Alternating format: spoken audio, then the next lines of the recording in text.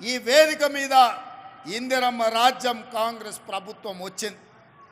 ఇవాళ కాంగ్రెస్ అధికారంలో ఉంది అని అంటే మీ సోదరుడుగా, మీ అన్నగా, మీ తమ్ముడుగా, మీ రేవంత్ అన్నగా ఈ తెలంగాణ రాష్ట్రానికి ముఖ్యమంత్రి అయినంటే ఈ ఆడబిడ్డల ఆశీర్వాదం ఉండబట్టే, మీరు నమ్మి విశ్వాసంతో ఓటేసిండ్రు కాబట్టి ఇవాళ కాంగ్రెస్ పార్టీ అధికారంలోకి వచ్చింది.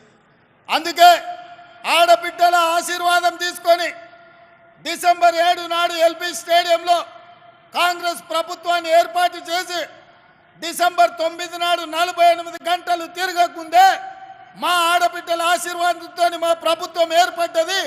వాళ్లకు మేలు చేయాలని ఆర్టీసీ బస్సుల్లో ఆడబిడ్డలకు ఉచిత ప్రయాణాన్ని కాంగ్రెస్ పార్టీ ఏర్పాటు చేసింది. మా మంత్రివర్యులు పొన్నం ప్రభాకర్ గారి నేతృత్వంలో ఈ 92 రోజుల్లో 25 కోట్ల మంది ఆడబిడ్డలు బస్సుల్లో ఉచిత ప్రయాణం చేసి, అది భద్రాచలం రాములవారి గుడి కావచ్చు, సమ్మక్క సారలమ్మ దైవ దర్శనం కావచ్చు, యాదగిరిగుట్ట లక్ష్మీ నరసింహస్వామి కావచ్చు, అలంపూర్లో జోగులాంబ దర్శనం కావచ్చు, అదే కాదు ఇంటి ఆయన అప్పుడో ఇప్పుడో కోపం చేస్తే చెప్పా పెట్టకుండా అమ్మగారి ఇంటికి వణిక కావచ్చు, ఈ ఆర్టీసీ బస్సులో మా అక్కలు మా చెల్లెళ్ళు ప్రయాణం చేశారు. ఇవాళ మా ఆడబిడ్డలు, మా అక్కలు, మా చెల్లెళ్ళు ఆర్టీసీ బస్సుల్లో ప్రయాణం చేస్తుంటే కేసీఆర్ అల్లుడు హరీష్ రావు, ఆయన కొడుకు కేటీఆర్, కవిత కలిసి ఆటో డ్రైవర్లతో ధర్నా చేపిస్తున్నారు కిరాయిలు ఇచ్చి. ఏమన్నాయంటే ఆడబిడ్డలకు ఆర్టీసీ బస్సులు బంద్ చేయండి అని. నేను అడగదలుచుకున్న మా ఆడబిడ్డల్ని, మీకు ఇచ్చే ఆర్టీసీ ఉచిత ప్రయాణం కేసీఆర్ బంద్ చేయాలంటుండు, టీఆర్ఎస్ వాళ్ళు ధర్నా చేస్తుండ్రు, నన్ను ఏం చేయమంటారని చెప్పి నేను మిమ్మల్ని అడగదలుచుకున్నా.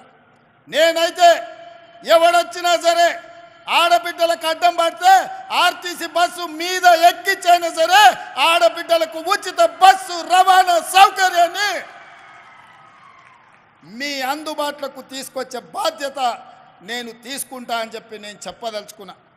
ఇదే కాదు, రూపాయి కూడబెట్టి ఇంటి పని, పాసి పని చేసి, తట్ట పని, పార పని, మట్టి పని, ముంబై, దుబాయ్ వలసపోయిన ఆడబిడ్డలు రూపాయి కూడబెడితే ఇంటి ఆయనకి ఏదన్నా జబ్బొచ్చినా, పిల్లలకు బాలేకపోయినా, బిడ్డ ఇంటికి ప్రసవానికి వచ్చిన లక్షల రూపాయలు దవాఖానా ఖర్చు అవుతున్నాయి.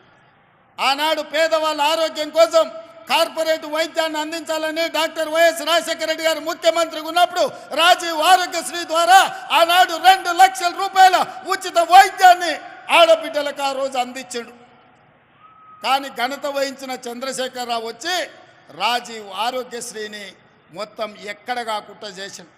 అందుకే ఇందిరమ్మ రాజ్యం వచ్చిన వెంబడే కాంగ్రెస్ ప్రభుత్వం ఏర్పడిన మరుక్షణం పెద్దలు దామోదర్ రాజ నరసింహ గారితో మాట్లాడి పేదవాళ్ళ వైద్యం కోసం అపోలో, యశోద ఎక్కడికి పోయినా 10 లక్షల రూపాయలతోని మీకు వైద్యం అందించాలని ఇవాళ కాంగ్రెస్ పార్టీ నిర్ణయం తీసుకొని ప్రతి పేదవాడి ఆరోగ్యానికి మాది భరోసా అని చెప్పి కాంగ్రెస్ పార్టీ ఇవాళ రాజీవ్ ఆరోగ్యశ్రీ పథకాన్ని అమలు